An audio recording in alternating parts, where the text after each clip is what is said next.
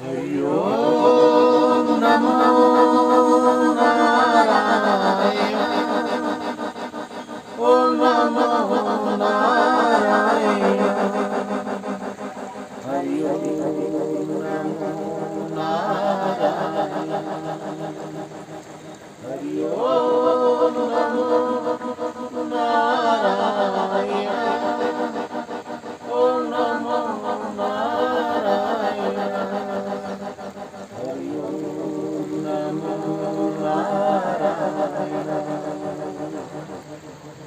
हरि ओम हरि ओम हरि ओम हरि ओम हरि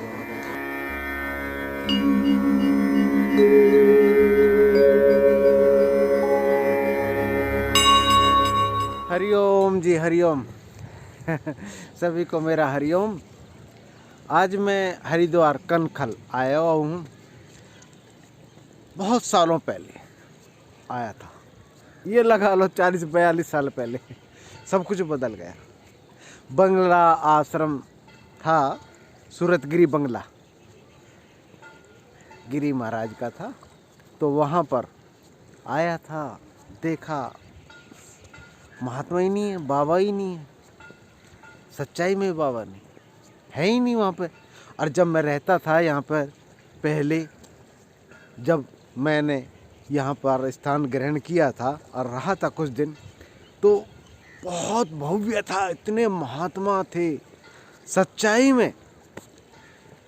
जब भोजन के समय पंगत बैठने लगी तो मुझे पता चला कि यहाँ पे महिमन का उच्चारण होता है। महिमन मुझे नहीं आते थे, तो ये भी बता दिया गया था कि अगर महिमन नहीं आती तो आप दूसरी पंगत में बैठेंगे, साधुओं की पंगत में नहीं बैठेंगे। पर मैंने ना किया, चालाकी से काम चलाया। तो फिर मैंने महिमन सीखी। वो महिमन क्या थी, मैं आपको थोड़ा सा सुना देता हूँ।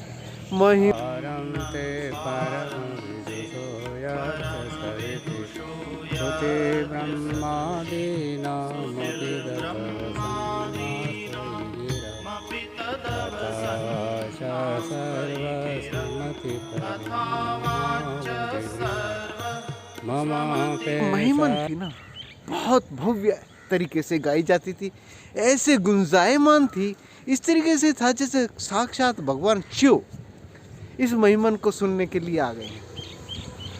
यह तो सब कुछ बदल गया, सच में ही बदल गया। और ऐसा बदल गया कि जैसे ना आश्रम जिन्होंने होटल के तरीके से अपने आप को बदल लिया है वो तो चल रहे हैं, और नहीं तो आश्रम ऐसे खंडर से बन गए हैं। इस प्रकार से खंडर बन गए हैं। मेरे सामने देखेंगे आप, ये जो आश्रम है, देख रहे हैं किस प्रकार से खंडर से बन गए हैं। व्यवस्था करने वाला कोई नहीं है, व्यवस्था संभालने वाला कोई महात्मा नहीं है, है? कौन संभालेगा? जिन्होंने होटलों में बदल दिया है वो बढ़िया चल रहे हैं। ये देखिए बगल में ही है, होटलों के तरीके से चल रहे हैं वे आश्रम।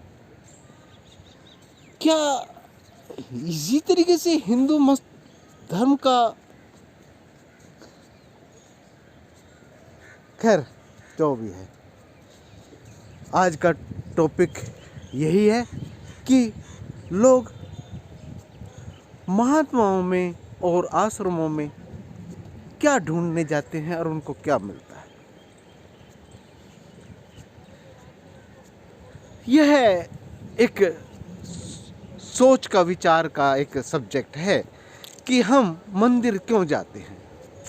जब भी हम मंदिर जाते हैं तो एक सुख और शांति के लिए, आशीर्वाद के लिए मंदिर में जाना पसंद करते हैं कि शांति मिलेगी, सुख मिलेगा और आत्मिक उत्थान मिलेगा। परंतु मिला क्या? ये मिला कि कितना पैसा है, कितना चढ़ावा है? कितना चढ़ावा दिया। वहाँ का जो महंत है या बाबा है या ब्राह्मण पंडित है मंदिरों में जो रह रहा है, वो ये देखता कि आपने कितना चढ़ाया, ये क्यों आ गया, क्या कारण है। क्या पहले पण चढ़ावा नहीं आता था? पहले भी चढ़ावा आता था,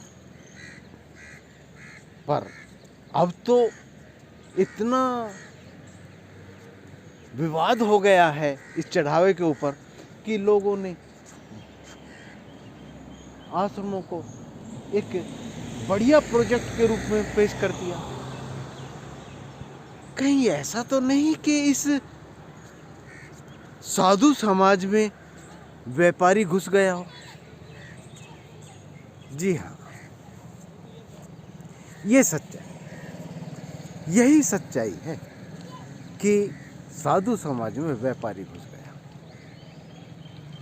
और व्यापार के तरीके से साधु को अपने क्रियाकलाप चलाना शुरू कर दिया। उन साधुओं ने व्यापारी के तरीके से अपने क्रियाकलाप चलाने लग गई। जी हाँ, वो बहुत बढ़िया तरीके से उस आश्रम को होटलों में तब्दील कर दिया, हॉस्टलों में तब्दील कर दिया। वहाँ पे एसी लगे हुए हैं और बढ़िया तरीके से फैसिलिटी देते हैं। और चाहे वहाँ पे अंदर रूम के अंदर कोई भी आपने जो भी आनंद जिसमें आपको आता हो उस आनंद की प्राप्ति कर सकते हैं। क्या ये सही है? किसी हद तक आज का पढ़ा लिखा समाज है वो इसको सही समझता है। और मैंने भी अपनी वीडियो में यही कहा है कि यार आओ तो, अगर गंगा मैया में थोड़ा भी चेतना है और उसको महसूस करने की आप में क्षमता है, इसमें तो चेतना है, इसमें तो कोई दो राय नहीं, परंतु आप रिसीवर हैं और उसको महसूस करने की क्षमता है, तो इस चेतना को किसी भी तरीके से होटलों में ठहरने के लिए आए और यहाँ पर उस चेतना को महसूस कीजिए। ये जो खंडर बचे हुए हैं ना, इनका उद्धार के बारे में भी विचार कीजिए, क्योंकि ये धरोहर हैं। कहीं ना कहीं इसमें ऊर्जा छुपी हुई है और ये ऊर्जा ना साधारण नहीं है। सच्चाई में ये ऊर्जा साधारण नहीं है, क्योंकि मैंने सिद्ध महात्माओं को यहाँ पर देखा है। आज से 40-42 साल जब मैं आया था पहले, यहाँ पे सिद्ध महात्माओं को तपस्या करते हुए देखा था और उनके इशारों, आंखों के इशारे से कार्य हो जाया करते थे। सच्चाई है, मैं आया था यहाँ पे महात्मा संन्यास धारण करने, परंतु उन्होंने कह दिया कि नहीं, आप संन्यास में नहीं जा सकते क्योंकि आपकी गति ग्रस्त में जाना है, पुत्र हैं। इस प्रकार की जो साधारण वार्तालाप नहीं होती है। मेरे से 20 साल पहले की बता देंगे आप, 100 साल पहले की बता देंगे, तो वो साधारण तो नहीं हो सकती। तो फिर ये खंडर क्यों है भाई? उन्होंने इनको खंडर क्यों कर दिया?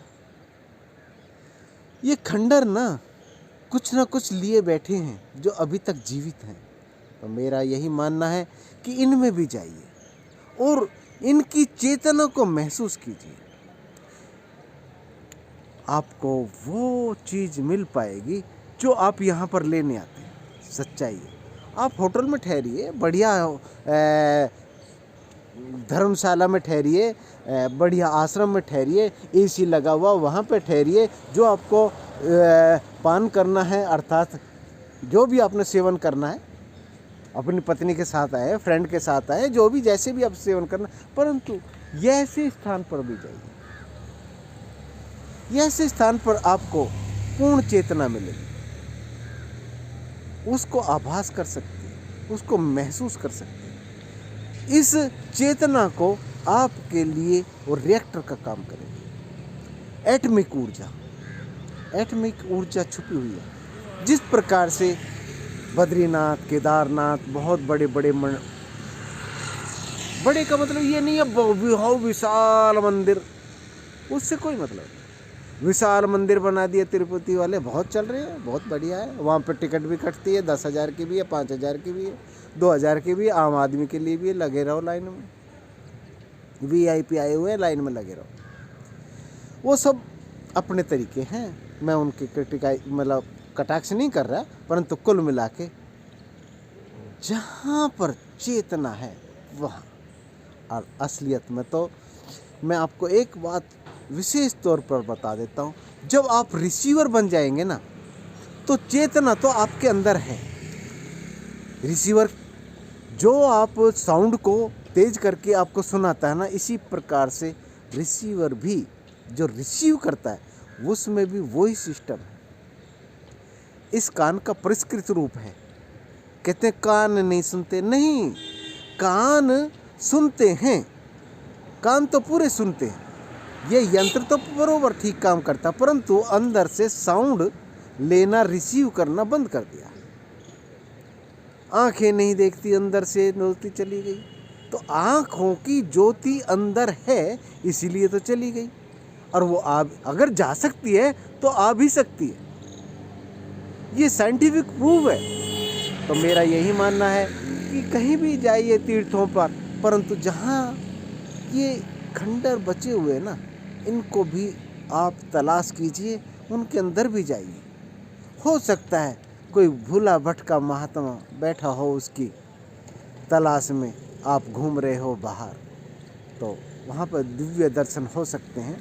आप जाइए, उनको भी तलाश कीजिए, हो सकता है वो आपके इंतज़ार में बैठा हो। इसलिए मेरा यही मानना है कि जब भी आप तीर्थों पर आएँ, ऋषिकेश, बद्रीनाथ, केदारनाथ, हरिद्वार या कोई भी तीर्थ लगाओ, वहाँ पर जाए तो इस प्रकार के खोज कीजिए, जैसे आपको बहुत कुछ मिल जाएंगे। और वहाँ पे हो सकता है कोई आपके इंतज़ार कर रहा है। हरिओम। आज के लिए इतना ही। नमस्कार।